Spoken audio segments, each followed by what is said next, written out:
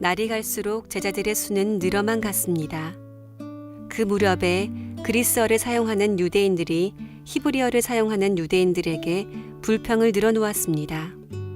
그것은 히브리어를 사용하는 본토 유대인들이 매일 음식을 나누어 줄 때 그리스어를 사용하는 유대인 과부들에게는 관심을 쏟지 않아 그들이 배급을 제대로 받지 못했기 때문입니다. 그래서 12사도가 제자들을 모두 불러서 말했습니다. 음식을 나누어 주는 일 때문에 우리가 하나님의 말씀을 가르치는 일을 소홀히 하는 것은 옳지 않습니다. 그러니 형제 여러분, 여러분들 중에서 성령과 지혜가 충만하다고 인정받은 사람 7명을 뽑으십시오. 그 사람들에게 이 일을 맡기고 우리는 기도하는 일과 하나님의 말씀을 가르치는 일에 온 힘을 기울이겠습니다. 모든 사람이 이 말을 좋다고 생각해서 믿음이 좋고 성령이 충만한 스데반을 비롯하여 빌립과 브로고로와 니가노르와 디몬과 바메나와 유대인으로 개종한 안디옥 사람 니골라를 뽑았습니다. 사람들이 이들을 사도들 앞으로 데려오자 사도들이 그 사람들 머리에 손을 얹고 기도했습니다. 그 후 하나님의 말씀은 계속 퍼져나가서 예루살렘에서 제자의 수가 많이 늘었습니다. 뿐만 아니라 유대인 제사장들 중에서도 믿음을 가지게 된 사람들이 많이 생겨났습니다. 할렐루야. 우리 하나님께 감사와 영광의 박수를 드리겠습니다. 주님의 은혜와 축복이 여러분과 함께 하시기를 바랍니다. 네, 우리 가슴에 손을 얹고 믿음을 고백하고 말씀을 함께 나누겠습니다. 제가 먼저 고백하겠습니다. 하나님은 나를 사랑하십니다. 나는 그 사랑 안에 있습니다. 하나님은 오늘 나에게 말씀하실 것입니다. 그 말씀에 능력이 있습니다. 그 말씀에 생명이 있습니다. 나의 마음을 하나님께 열겠습니다. 나의 생각을 예수님께 집중하겠습니다. 들은 만큼 변합니다. 들은 만큼 행복해집니다. 오늘 저희는 사도행전 6장 말씀을 함께 나누려고 합니다.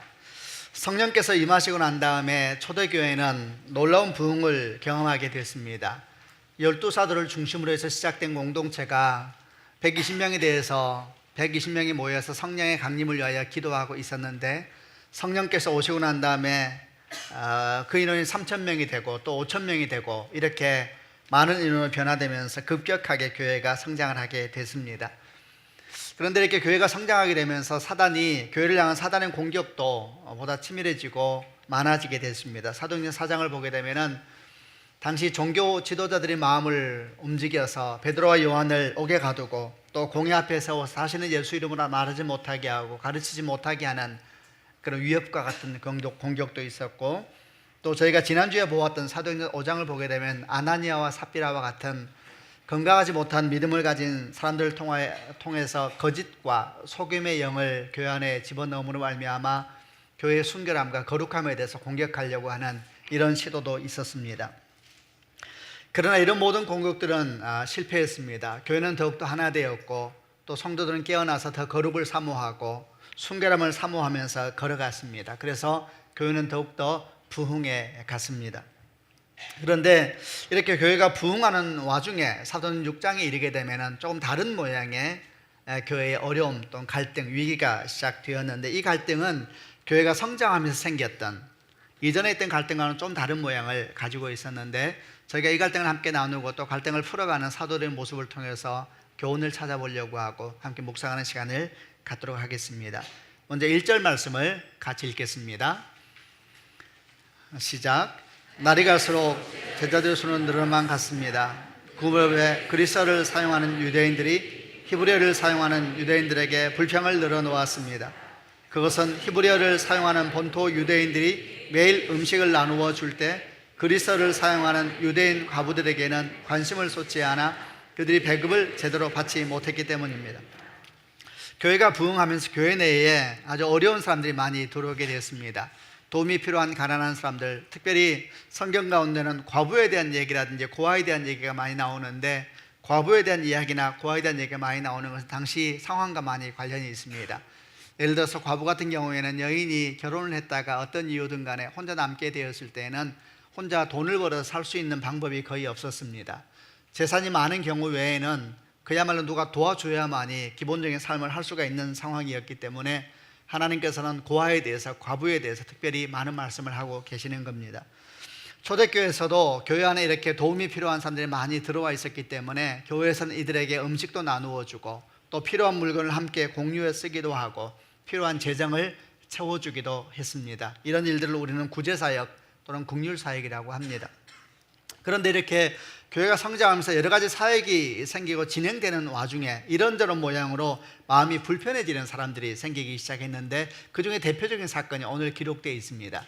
이렇게 내용이 기록됩니다. 그 무렵이라는 것은 교회가 성장하고 있는 이런 와중에 그리스어를 사용하는 유대인들이 히브리어를 사용하는 유대인들에게 불평을 열어놓았습니다. 이렇게 말하면서 그리스어를 사용하는 유대인, 히브리어를 사용하는 유대인이라는 두 종류가 좀 등장을 합니다. 개역 성경에서는 그리스어를 사용하는 유대인을 헬라파 유대인이라 번역됐고, 또 히브리어를 사용하는 유대인들을 히브리파 유대인 이렇게 번역되어 있습니다.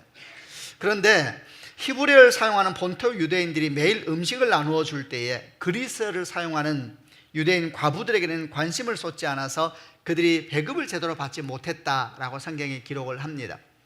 이 내용을 좀 이해하기 위해서는 교회 내에 있는 일종의 두 파벌과 같은 그룹들에 대한 이해를 좀 해야 합니다. 하나는 그리스어를 사용한 헬라파 유대인이라고 되어 있고, 또 하나는 히브리어를 사용한 히브리파 유대인 이렇게 표현이 되어 있습니다. 이 사람들이 누구냐면, 먼저 히브리어를 사용한 히브리파 유대인은 태어나기를 이스라엘에 태어나고 이스라엘에서 성장해왔던 사람들이다 생각을 하면 됩니다. 그러니까 이스라엘이 주로 쓰던 언어가 그때 아람어였는데, 아람어는 히브리어와 알파벳도 똑같고 문법적으로 아주 유사합니다. 그래서 기록하기를 히브리어를 썼다 이렇게 표현되어 있는데, 그들은 이스라엘 내에서 자라고 성장했으니까 그 이스라엘 내의 문화에 익숙하고 언어에 익숙했습니다. 그래서 히브리파 유대인이라고 표현을 했고요. 또 한 그룹이 있었는데, 이 한 그룹은 누구냐 하면 주로 이스라엘 바깥에서 살았었습니다. 우리는 그것을 디아스포라 유대인이라 그러는데, 이런저런 이유 때문에 유대인이었지만 외국에서 살아야만 됐었고 거기서 성장을 해온 겁니다. 그들이 많이 썼던 언어는 그리스어, 헬라어였습니다. 그런데 이들이 이제 나중에 예루살렘으로 돌아와서 거기서 주님을 만나게 되었고 같은 교회로 속하게 된 겁니다. 그러니까 교회 내에는 약간은 문화적으로 차이도 있고 상황이 좀 다른 그룹들이 함께 들어와서 교회를 이루게 된 겁니다. 그런데 어디서부터 이제 갈등이 시작되었냐 하면은, 당시 구제사역을 맡고 있었던 사람들은 히브리파 유대인들이었습니다. 아무래도 예루살렘에 교회가 있었으니까 거기서 태어난 사람들이 인원이 많지 않았겠습니까? 그들이 주류를 차지했겠지요. 근데 그들이 구제사역을 담당했었는데, 음식을 나누어 줄 때에 매일매일 나누어 줄 때 헬라파 유대인 중에 있는 과부들을 제대로 신경을 안 쓴 것 같아요. 어떤 이유든 간에 그게 이유가 돼서 헬라파 유대인들이 불평을 하기 시작하고 교회가 시끄러워지기 시작했습니다. 그리고 사도들에게도 이런 얘기가 들어가게 됐습니다. 우선 우리가 사도들이 이렇게 교회에 생기는 갈등을 어떻게 풀어갔느냐라는 교훈에 대한 이야기를 하기 전에 지금까지 나눈 이야기를 통해서 한두 가지 교훈을 찾아보려고 합니다. 그것은 먼저는 교회의 성장과 함께 갈등도 생겼다라는 아주 일반적인 교훈 한 가지를 찾을 수가 있습니다. 성령의 역사는 대단히 놀라운 것이어서 이렇게 짧은 시간 안에 3,000명, 5,000명, 이 3,000명, 5,000명이라는 숫자는 남자들만 셌다고 생각을 해야 되니까 10,000명 이상 되는 사람들이라고 생각을 해야 되겠지요. 이들이 모일 만큼 큰 교회가 됐으니까 오늘날로 말하면 단기간에 대형 교회가 돼버린 겁니다. 이렇게 단기간에 교회가 성장하게 되면서 교회 내에 이런저런 문제가 생기기 시작하고 갈등도 생기기 시작했다라는 겁니다. 자, 우선 여러분, 이런 상황을 우리는 어떻게 바라봐야 할까요? 또 이런 갈등들을 어떻게 접근을 해야 되겠습니까?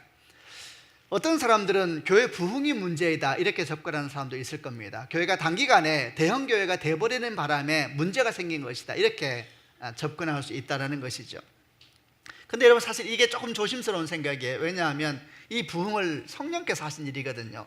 사람은 계획도 하는 일이고 꿈도 못 꾸던 일입니다. 이런 놀라운 역사가 일어날 줄 몰랐습니다. 성령께서 정말 단기간에 교회를 부흥하게 하신 것입니다. 그러므로 교회가 갑자기 부흥해서 문제다라는 시야는 조금 조심스러운 시야입니다. 그럼 도대체 뭐가 문제인가 이렇게 질문해 볼 때에 조금 생각해 보면은 사실 이 질문 자체가 좀 문제가 있지 않은가 생각이 들었습니다. 왜냐하면은 사실 이렇게 교회가 성장을 생겼던 갈등들은 문제라기보다는 아주 자연스러운 일이었습니다. 교회가 성장하는 과정 가운데 어쩌면 반드시 겪어가야 될, 지나가야 될 자연스러운 성장 과정이었는데 이걸 너무 문제로 보는 것 자체가 사실은 또 다른 문제를 가지고 올 수 있지 않는가라고 생각을 한 겁니다.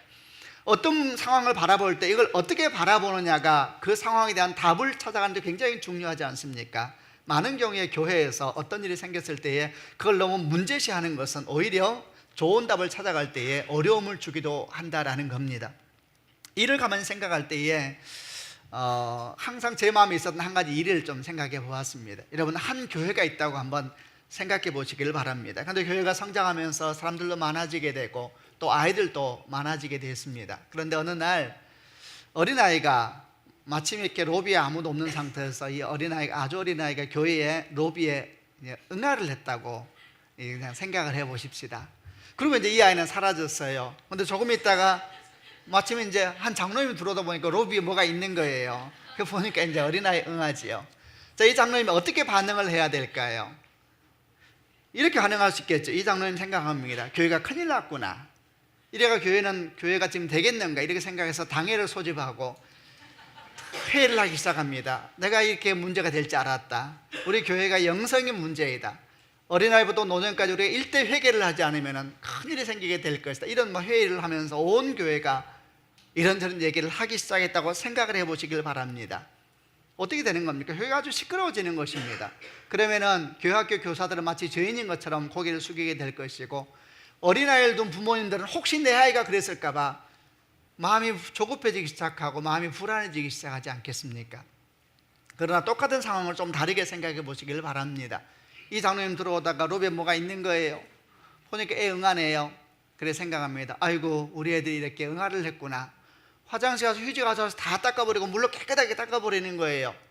그리고 지나가다가 혹시라도 교회학교 교사를 만나면 이렇게 말하는 겁니다. 아이고, 선생님 정말 고맙고 수고가 많다고.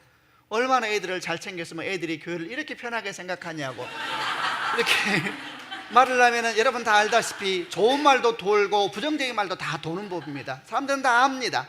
고마운 것이지요. 그 장로님은 고맙고 교회가 고맙고 아이를 둔 부모님은 더 고마운 거지요. 이런 모든 일을, 우리가 부족한 건 우리가 다 아는 법인데 그걸 그렇게 말해주는 사람이 고맙고 아무 말 없이 치워버리는 사람이 고맙고, 다 이러면서 교회는 아름다워지고 평화로워지고, 그리고 모든 공동체가 더 아름다움을 향하여 달려갈 수가 있는 겁니다. 사실 초대교회에 생기는 갈등은 문제라기보다는 교회 성장 과정 속에서 나타날 수밖에 없는 과정이었던 것입니다. 만약에 우리가 이런 과정을 신실하고 정직하게 맞대면하고 풀어갈 수 있다면 교회는 더 건강해지는 것입니다. 교회는 더 아름다워져 가는 것입니다. 사실은 문제는 다른 쪽에 있었습니다. 예를 들면 긍휼사회 가면서 누구는 제대로 주고 누구는 안 줬느냐, 이런 쪽에 있는 이것이 문제라기보다는 보다 다른 쪽에 문제가 생기고 있었습니다. 그 문제는 뭐냐 하면 교회 내에 파벌이 생기고 있었다라는 겁니다. 오늘 성경에서는 재미있는 두 개의 그룹이 나옵니다. 그리스어를 사용하는 유대인, 히브리어를 사용하는 유대인, 헬라파 유대인, 그리고 히브리파 유대인이라는 말이 나옵니다.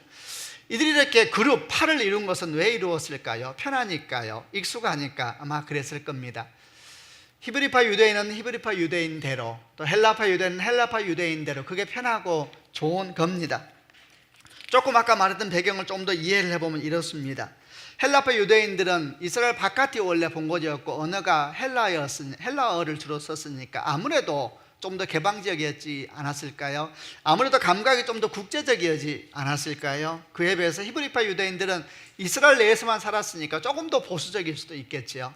또는 조금 더 선민의식이 강할 수 있는 이런저런 특징을 같이 있었을 겁니다. 근데 한 교회 안에 들어온 거예요. 문화적인 차이가 있고 언어적인 차이가 있고 성장의 배경이 차이가 있는, 똑같은 걸 보면서도 다르게 보이는 그런 그룹들이 교회에 들어오게 된 겁니다. 그러다 보니까 사람들이 어떻게 행동하냐면 서로 대화가 되는 사람을 찾는 거예요. 대화가 되고 편한 사람들끼리 만나고, 자꾸 만나다 보니까 그게 좋으니까 그룹을 이루게 되고, 그러면서 함께 예배를 드리면서도 다른 그룹들이 생기기 시작하면서, 여기까지는 그렇나 싶은데 이제 문제가 생기기 시작하니까 그룹이 파가 되는 거예요. 서로가 서로를 보호하고 이런 일이 교회 가운데 생기게 된 겁니다. 사실 때는 진짜 초대교회의 초대교회 상황이었죠. 진짜 아주 초대교회 상황이었죠. 이 당시는 앞으로 교회 내에 큰 영적인 아주 도전 중에 하나가 이렇게 파벌이 될 것을 모르고 있는 상황이었습니다. 그러나 그 이후로 이 일은 항상 반복돼 왔습니다. 일찍이 사도 바울은 고린도 교회에 보낸 편지에서 이 파벌에 대해서 많이 경계를 하고 있습니다. 고린도전서 1장 10절부터 13절까지 말씀을 같이 한번 보겠습니다. 제가 먼저 10절 읽겠습니다. 성도 여러분, 우리 주 예수 그리스도 이름으로 여러분에게 호소합니다. 모두 의견을 합하고 여러분 사이에 편을 나누지 마십시오. 같은 마음과 같은 생각을 가지고 하나가 되십시오.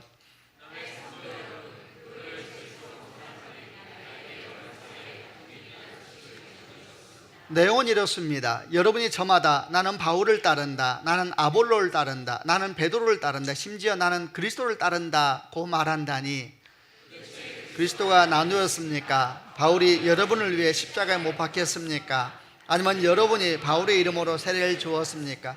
근데 같은 교회 내에서 이렇게 파벌이 나누어지는데 좀 이게 문제가 되기 시작했어요. 왜냐하면 다툼이라고 말이 나오기 시작했거든요. 그래서 이제 다툼이 생기기 시작한 겁니다. 근데 어떤 사람은 나는 바울파다, 어떤 사람은 나는 아볼로파다, 어떤 사람은 나는 베드로파다. 이게 다 이유가 있을 거예요. 나름대로 자기가 영향을 받은 그런 신앙의 선배파라고 자기가 생각했겠죠. 바울 쪽에 영향을 받은 사람은 바울 얘기를 하기를 좋아하고, 베드로 쪽에 영향을 받은 사람은 베드로 사도에 대한 얘기를 하기 좋아하고, 심지어 어떤 사람은 그런 게 싫으니까 나는 그리스도파다 이렇게 이제 또 나오기도 하는 일들이 있었다라는 겁니다. 여러분, 이 일은 그때만 있는 것이 아닙니다. 오늘날도 이런 비슷한 일들은 교회에 많습니다. 사람마다 은혜를 받는 게 다 똑같지가 않습니다. 어떤 사람은 처음 은혜를 받는 게 말씀을 통해서 받은 사람은 항상 말씀 얘기를 하길 좋아해요. 또 성령을 만나는 특별한 경험을 통해서 믿음을 시작한 사람은 성령 얘기 안 하면 마음이 막 불편해요. 성령 얘기하면 뭔지 교회가 정상으로 가는 것 같고 이제 이런 생각을 갖게 되고, 또 어떤 사람은 구제라든지 또는 섬김 같은 게 감동을 받아서 그런 인격적인 그리스도인의 모습 때문에 신앙에 들어온 사람도 있어요. 그런 사람들은 교회에서 긍휼 사역 많이 하고 구제 사역 많이 하면 교회가 정상인 걸 이렇게 생각하는 경향을 갖게 됩니다. 근데 이런 생각을 갖는 건 좋은데 이게 이제 어떤 파벌이 되기 시작하고 주장이 되기 시작하고 그렇지 못한 사람에 대해서 이제 불편한 마음을 갖기 시작하면 교회에 위기가 오고 갈등이 시작된 것입니다. 우리가 기본적으로 알아야 될 것은 사람들이 있는 곳은 항상 이렇게 파벌이 있었습니다. 그걸 보통 우리가 끼리 문화라고 말을 합니다. 아까 말한 다 나름대로 이유가 있지요. 그러나 그 모든 이유가 있다 할지라도 사실 그것은 옳지 않은 일이죠.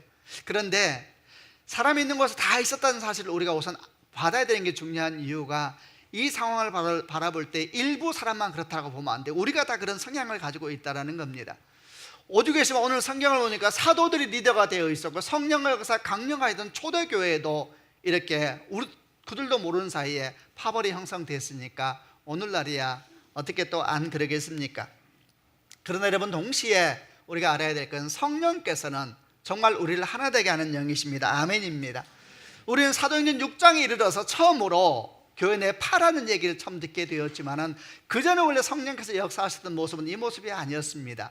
사도행전 4장에 보게 되면 성령께서 교회를 덮고 성도들 덮게 되었을 때에 그들의 처음 나타난 현상들이 어떤 현상들이었습니까? 그들은 마음과 뜻을 하나가 되게 했고 한 마음과 한 뜻을 품고 자기 것을 더 이상 자기 것으로 여기지 아니하고 함께 나누었다라는 기록들이 사도행전 4장에 처음 기록이 됐습니다. 여러분, 한 마음과 한 뜻을 가졌다는 얘기는 다 같은 생각을 했다는 얘기가 아닌 것이었습니다. 어떻게 다 같은 생각을 할 수가 있겠습니까? 성장 배경이 다르고 배운 것이 다르고 상황이 다른데 어떤 상황을 보면서 어떻게 같이 해석하겠습니까? 다른 면으로 볼 수도 있지요. 그런데 성령이 오시니까 생각도 다르고 경험도 다른데 그 생각이라는 경험보다 더 큰 분이 와버리신 거예요.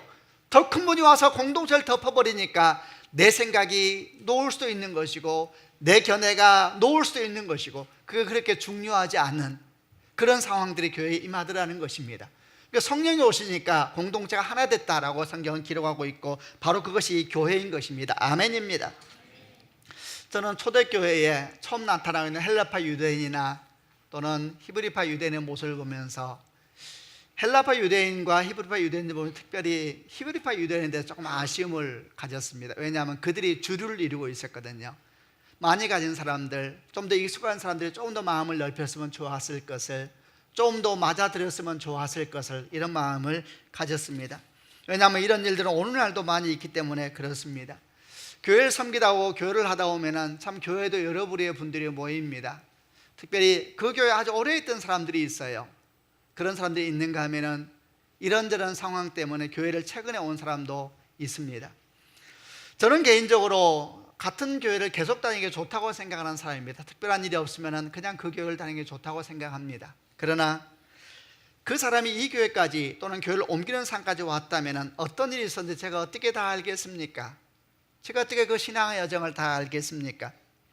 언젠가 이전에 교회에서 일을 할 때에 제가 섬기는 교회로 한 장로님과 권사님이 옮겨온 적이 있었습니다. 아주 너무너무 좋은 분이셨습니다. 근데 그분이 원래 섬겼던 교회는 그분이 처음 시작할 때부터 같이 있었던, 그래서 교회를 처음부터 만들어 왔던 그런 장로님과 권사님이셨습니다. 궁금했습니다. 왜 옮기셨을까? 그러나 그런 걸 다 물을 수는 없었습니다. 그냥 제가 한 가지 궁금해서 물었습니다. 권사님, 교회를 옮긴다는 것은 얼마나 힘든 일입니까? 그래서 권사님은 저한테 이렇게 말을 했습니다. 목사님, 이 설명이 맞는지는 몰라도 교회를 옮기는 것은 이혼보다 힘든 것 같습니다. 그 다음 얘기가 제 마음에 쏙 들어왔습니다. 모든 관계가 다 끊어졌습니다. 그렇게 말을 했습니다. 너무 마음 아픈 이야기지요. 여러분, 우리가 인생의 신앙의 여정을 누가 다 압니까? 우리가 어떻게 해서 여기까지 오게 되었는지. 우리는 서로에게 조금 더 관대해야 됩니다. 서로를 향해 마음을 열고 생각을 열고, 먼저부터 또는 오래 교회에 있었던 사람은 뒤에 온 사람을 기쁨으로 맞이해주고 정말 진심으로 환영해 주어야 합니다. 나중에 교회에 합류한 사람은 교회를 지켜줘서 고맙다는 마음으로 먼저 있었던 사람에게 고마운 마음을 가지고 공동체를 함께 이루면 되는 것입니다. 그럴 때 성령께서 그 일을 기뻐하실 것이고, 우리 개개인의 성향이나 개개인의 취미나 개개인의 은사와 관계없이 더 큰 성령의 역사가 우리 공동체를 가득 덮게 될 줄로 믿습니다. 우리 교회를 생각해 보았습니다. 우리 교회도 굉장히 빨리 성장한 교회 중에 하나입니다. 우리가 알든 알지 못하든 간에 왜 교회 내에 이런저런 갈등이 없을까요? 저는 아마도 있을 것이라 생각합니다. 개개인별로도 이런 생각 저런 생각이 들 수도 있을 겁니다. 초대교회도 그랬습니다. 우리는 어떻게 이런 일들을 보아야 되는가? 문제시에서 보기보다는 하나님께서 교회를 이루어가는 과정 가운데 나타나는 하나님의 믿음의 여정이라고 보면서 오히려 그를 통해서 우리 믿음도 더 건강하게 하고 교회도 더 건강해질 수 있도록 신실하고 정직하게 나아가는 그런 축복이 있어야 될 줄로 믿습니다. 또한 우리는 우리 교회를 생각하면서 서로가 하나됨을 위해서 더 노력하고 기도해야 된다고 생각을 합니다. 나와 맞는 사람, 나와 편한 사람, 대화가 되는 사람을 찾고 하는 것은 사실은 교회에서 성령께서 우리에게 가르쳐 주신 것은 아닙니다. 세상이라면 그런 원리와 방법이 필요하겠지만 그러나 우리는 교회입니다. 우리의 과정과 상황과 여건이 전혀 다르다 할지라도 우리 안에는 더 큰 분이 계십니다. 그런 모든 상황보다 더 큰 분 예수 그리스도, 그분이 우리 가운데 계시다는 이유 때문에 우리가 모여있다는 것을 항상 기억해야 되는 것입니다. 그리고 그 예수께서 우리가 하나 되길 원하시고 또 우리를 하나 되게 하시는 것입니다. 아멘입니다. 저는 그것으로 이유는 충분하다고 생각합니다. 우리가 좀 더 겸손할 이유가 충분하고, 우리가 좀 더 마음을 열는 이유도 충분하고, 우리가 좀 더 누군가를 향하여서 가까이 다가가야 될 이유도 충분하다고 생각을 합니다. 자, 이렇게 교회 가운데, 초대교회 가운데 갈등이 생기고 위기가 왔을 때에 이제 사도들은 성령의 충만함을 따라서 이 갈등을 풀어가는 모습을 보여주는데, 이제 그 모습을 보면서 우리가 그 지혜를 배워보려고 합니다. 2절부터 4절까지 내용인데 제가 먼저 2절 읽겠습니다. 그래서 12사도가 제자들을 모두 불러서 말했습니다. 음식을 나누어 주는 일 때문에 우리가 하나님의 말씀을 가르치는 일을 소홀히 하는 것은 옳지 않습니다. 그러니 형제 여러분, 여러분들 중에서 성령과 지혜가 충만하다고 인정받은 사람 7명을 뽑으십시오. 그 사람들에게 이 일을 맡기고 우리는 기도하는 일과 하나님의 말씀을 가르치는 일에 온 힘을 기울이겠습니다. 사도들은 교회 갈등이 일어날 때 두 가지의 방법을 제시합니다. 첫 번째는 우리가 더 말씀과 기도에 집중하겠습니다 말씀하고, 두 번째는 여러분 가운데서 성령과 지혜가 충만한 사람을 뽑아 주십시오. 이제 그들이 그 일을 하게 될 겁니다 라는 두 가지 방향을 제시해 줍니다. 이를 통해서 우리가 배울 건, 첫째는 갈등의 때에, 이것은 교회도 마찬가지뿐만 아니라 개인의 삶도 마찬가지입니다. 갈등의 때에, 위기의 때에 가장 먼저 우리가 집중해야 되는 것은 본질이라는 것입니다. 사도들이 교회 내 갈등이 일어날 때 처음 보인 반응이 뭐냐 하면 우리가 더욱 말씀과 기도에 집중해야 합니다, 이렇게 말씀을 하고 있지요. 사실은 앞뒤 상황을 보면 이런 얘기를 할 때가 아니었죠. 헬라파 유대인들을 부르고 히브리파 유대인 불러서 그 리더를 세우고 누가 잘했는지 누가 잘못했는지 나누고 그러지 마시라고 이 얘기를 하고 정리해야 될 것 같은데 사도들은 전혀 그렇게 접근하지 않고 있습니다. 왜냐하면 사도들이 바라볼 때에 교회의 갈등의 근본적인 원인은 그것이 아니었거든요.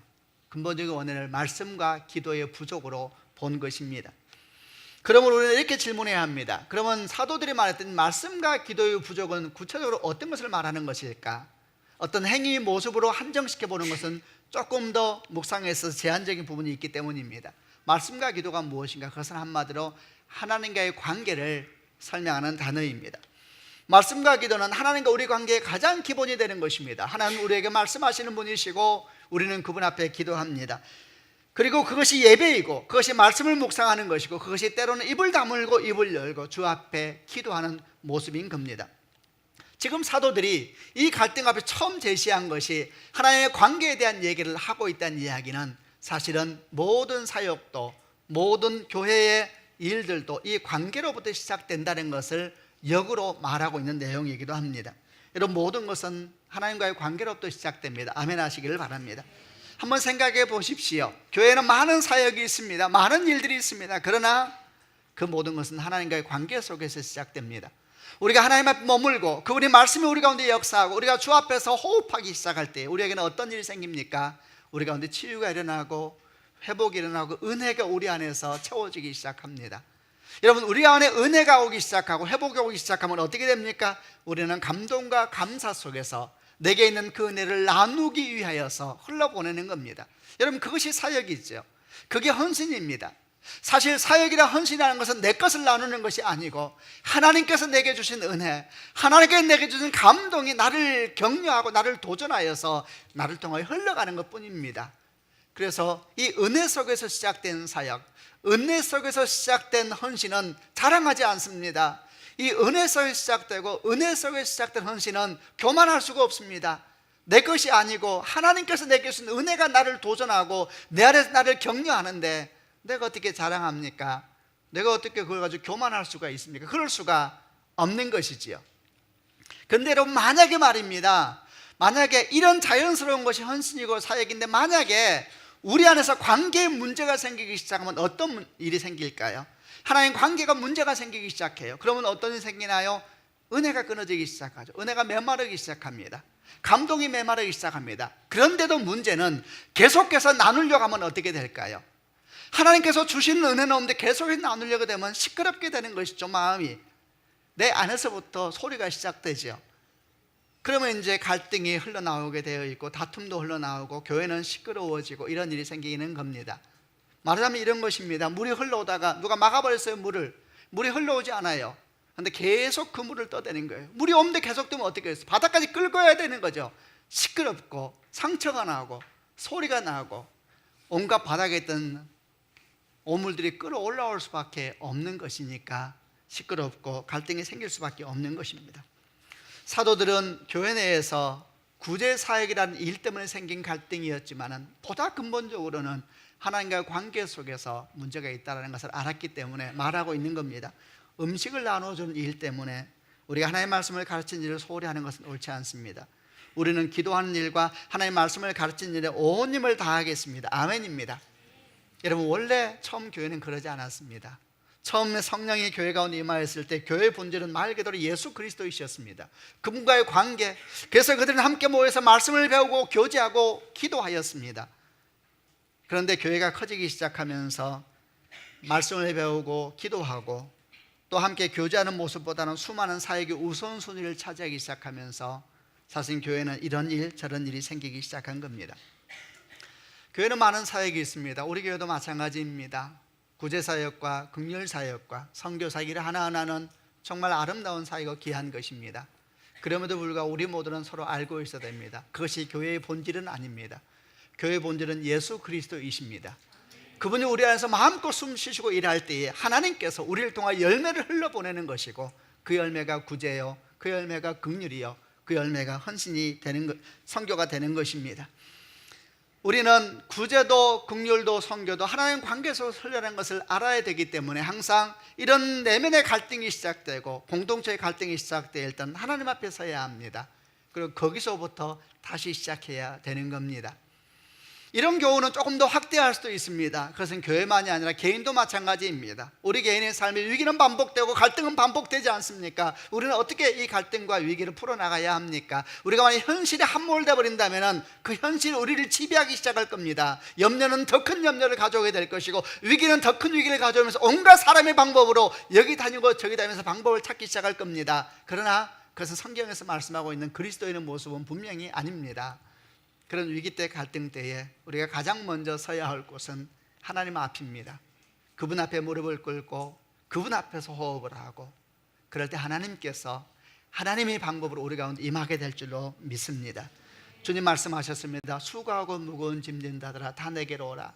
내가 너희를 쉬게 하리라. 수고하고 무거운 짐진 자들아, 많은 갈등과 아픔과 상처, 그 속에 있는 하나님의 백성들을 향한 사랑입니다. 내게로 오라. 내가 너를 쉬게 하리라. 또 주님 말씀하십니다. 요한복음 7장 말씀에 누구든지 목마르거든 내게로 와서 마시라. 나를 믿는 자는 성경의 이름같이 그 배에서 생수의 강이 흘러나리라. 주님께서 우리 가운데 주시는 귀한 축복의 메시지입니다. 이렇게 사도들은 위기 가운데서 본질을 보았습니다. 하나님 앞으로 달려갔습니다. 그리고 동시에 그 사도들은 두 번째 제안도 같이 합니다. 그 두 번째 제안은 뭡니까? 너희 가운데서 성령과 지혜가 충만한 사람을 뽑으라, 이렇게 말을 합니다. 그리고 그들을 하여금 이 일을 하게 될 것이다, 이렇게 말씀을 합니다. 사도들의 제안에 교회 사람들은 기뻐하였습니다. 그래서 그들 중에서 성령과 지혜가 충만한 사람 7명을 뽑아서 사도들에게 추천했습니다. 그러자 사도들이 그들에게 머리 안수하고 교회의 일들을 맡겼습니다. 그들이 초대교회 최초의 7집사입니다. 그리고 이들이 헌신함으로 말미암아, 이들이 섬김으로 말미암아 교회는 더 아름다워졌습니다. 더 강건해졌습니다. 더 부흥하게 된 것입니다. 이런 내용을 통해서 우리는 또 배우게 됩니다. 그것은 교회에는 하나님의 일꾼들이 필요하다라는 겁니다. 사도들만으로 주님의 교회는 다 이루어질 수가 없었습니다. 심지어 여러분, 예수 그리스도만으로도 주님의 교회는 다 이루어지지 않습니다. 이 말이 아주 조심스러운 말이지요. 근데 주님께서 이런 말씀을 하셨습니다. 마태복음 9장 36절 이하에 예수님께서 사람들을 불쌍히 여기셨습니다. 그것은 사람들이 마치 목자 없는 양처럼 내팽개쳐서 고통을 당하고 있었기 때문입니다. 예수님께서 제자들에게 말씀하셨습니다. 추수할 것은 넘쳐나는데 일꾼이 적구나. 그러므로 추수할 밭의 주인에게 청하여 일꾼을 보내어 달라고 하라, 이렇게 제자들에게 말했어요. 추수할 것은 많은데 일꾼이 너무 없다는 거예요. 그래서 제자들에게 주님께서 말씀하십니다. 주인에게 기도하라. 일할 사람 보내달라고 기도해라. 우리 주님께서 말씀하십니다. 이때 제자들이 이렇게 말하지 않았죠. 아니요, 주님 괜찮아요. 주님만 있으면 충분해요. 이렇게 말하지 않았죠. 하나님은 오늘도 사람을 찾고 계십니다. 아멘입니다. 누구를 찾고 있습니까? 오늘 성경은 말합니다. 성령과 지혜가 충만한 사람입니다. 하나님을 찾는 사람은 세상의 기준하고 많이 다르지요. 성령과 지혜가 충만한 사람이다, 이렇게 말씀합니다. 성령과 지혜가 충만한 사람은 어떤 사람일까요? 어떤 사람이 성령과 지혜가 충만한 사람일까요? 한마디로 하나님의 마음을 가진 사람입니다. 하나님의 눈물을 아는 사람입니다. 하나님의 온유하심이 뭔지를 아는 사람, 하나님의 열심이 뭔지 아는 사람입니다. 하나님의 충성됨이 뭔지를 아는 사람입니다. 여러분, 주님의 이름으로 축복합니다. 저가 또 여러분이 성령과 지혜가 충만한 주의 사람이 되는 축복이 있기를 바랍니다. 아멘입니다. 여러분, 그래서 이렇게 사도들이 말하니까 사람들이 자기들 안에서 성령과 지혜가 충만하다고 인정받는 사람, 자기가 인정하는 사람이 아니고 다른 사람이 인정해 주는 사람, 성경에 나와요. 인정받는 사람이라 했지, 제가 성령과 지혜가 충만해요, 이런 사람이 아니고 성령과 지혜가 충만하다고 인정받는 사람 7을 택하라 그랬어요. 그래서 7을 택했습니다. 그랬더니 사도들이 그 7에게 무슨 일을 시켰는지 아세요? 음식 나눠주는 일을 시켰습니다. 여러분, 사실 좀 당황스러워야 돼요. 왜냐하면 이 7이 인재 중에 인재거든요.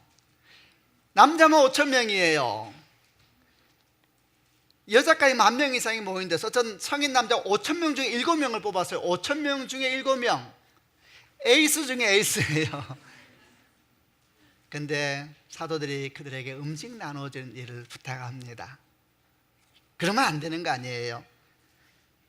뭔가 좀 대단한 일을 부탁해야 되지 않을까요? 그거 부탁하려고 성령과 지혜가 충만한 사람을 찾으라 그랬을까요? 그 정도 부탁하려면 시간 좀 많이 나는 사람을 찾아라, 밥을 뜰 때 이상하게 참 잘 뜨는 사람을 찾아라, 이렇게 해야지 될 것 같지 않을까요? 어떻게 그런 인재 중에 인재를, 밥 뜨는 일을, 음식 나눠주는 일을 시켰을까요? 여러분, 그러나 그것이야말로 참된 그리스도인의 일꾼의 모습이 아니겠습니까? 사람들은 뭔가 대단한 일을 해야 된다고 생각하지만 대단한 일을 하려고 하는 사람은 많습니다. 큰 일을 하려고 하는 사람도 많습니다. 그러나 비어있는 곳, 깨어진 곳, 상한 곳, 외로운 곳에 가려고 하는 사람은 적습니다. 우리 주님께서는 바로 그 일을 할 수 있는 사람은 성령과 지혜가 충만한 사람만 할 수 있다고 생각하신 것 같습니다.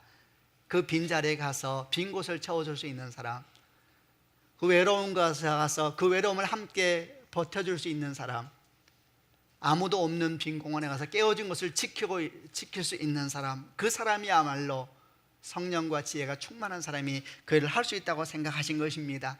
그래서 그 7명을 뽑아서 음식 나누는 일을 시키게 된 것입니다. 보통 사람들은 교회에서 리더가 되고 집사가 되고 장로가 된다 그러면 뭔가 대단한 일을 해야 된다고 생각합니다. 그렇지 않습니다, 여러분. 교회에서 리더가 된다는 것은, 장로가 되고 집사가 된다는 것은 조금 더 섬기겠습니다 라는 고백입니다. 제가 조금 더 낮은 곳에 있겠습니다. 제가 조금 더 빈 곳을 찾아가겠습니다. 제가 깨어진 곳에 가서 서 있겠습니다. 여러분, 그것이 하나님께서 우리 가운데 가르쳐 주시는 교회의 일꾼이요, 집사요, 장로의 모습인 것을 기억하는 축복이 있기를 바랍니다. 저는 우리 교회에서 이런 집사요, 이런 장로가 많이 세워지는 축복이 있기를 바랍니다. 여러분, 집사가 되고 장로가 된다는 것은 우리 인생의, 우리 신앙의 목적은 될 수가 없습니다. 어떻게 그런 것이 목적이겠습니까? 그러나 우리 하나님께서 사람을 찾으실 때에 충성되게 그 일을 반응하면서 그 직분을 맡을 수 있다면 그것은 분명히 은총이요, 복이라고 생각을 합니다.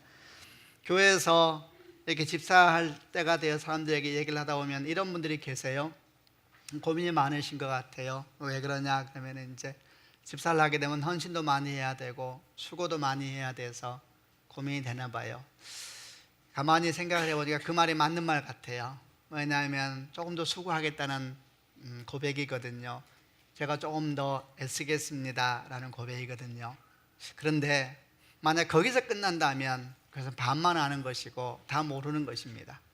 거기서 우리가 더 하나 알아야 될 것이 있는데 그것은 은총이라는 것입니다. 여러분, 그것은 은총이고 부르심입니다. 저는 하나님께서 저를 처음 부르셨을 때에, 저나 여호사 목사는 정말 목사일 줄 몰랐으니까요, 부르셨을 때 너무너무 감사했습니다. 그리고 또 제가 참으로 감사하다 생각됐던 것은 부르심만이 아니라 저에게 일을 주었을 때입니다. 저에게 일을 주었을 때 저는 너무너무 감사했습니다. 왜냐하면 저는 이렇게 생각했습니다. 주께서 아무에게나 일을 맡기실까? 믿을 만한 사람에게 맡기실 터인데 주께서 나를 믿을 만하다고 여기시는구나. 저는 그렇게 생각했고 지금도 그 생각은 변치 않고 있습니다. 저에게 아이가 둘이 있습니다. 저는 저희 아이들 과외 선생님 한 명을 찾을 때도 기도하고 생각을 많이 합니다. 근데 우리 하나님께서 당신의 백성들의 영혼을 돌보고 그들의 필요를 채울 사람을 세우는데 어찌 아무나 세우겠습니까? 주님께서 믿을 만한 사람, 주의 마음에 합한 사람을 찾으시다가 그 사람에게 그 일을 부탁하지 않겠습니까? 저는 그 사람이 우리가 될 수 있고 여러분이 될 수 있다고 생각을 합니다. 이제 말씀을 마무리하겠습니다. 교회에 위기가 왔습니다. 그러나 위기는 하나님의 찬스였습니다. 교회는 더 건강해졌습니다. 더 부흥됐습니다. 그리고 교회는 다시 한번 중심을 견고하게 잡았습니다. 그 중심은 예수 그리스도이십니다. 하나님과 관계입니다. 그리고 다시 교회는 하나님의 일꾼들이 세워지기 시작했습니다. 성령과 지혜가 충만한 사람, 그리고 그들이 낮은 곳에서 겸손하게 음식을 나눠주기 시작하고 밥을 떠주기 시작했습니다. 그게 성경에서 우리에게 가르쳐주고 있는 첫 집사의 모습이고 초대교회의 부흥의 모습입니다. 이런 모든 역사가 우리 교회 가운데, 여러분 가운데, 여러분 가정 가운데 있기를 주님의 이름으로 축원합니다. 아멘. 기도하십시다.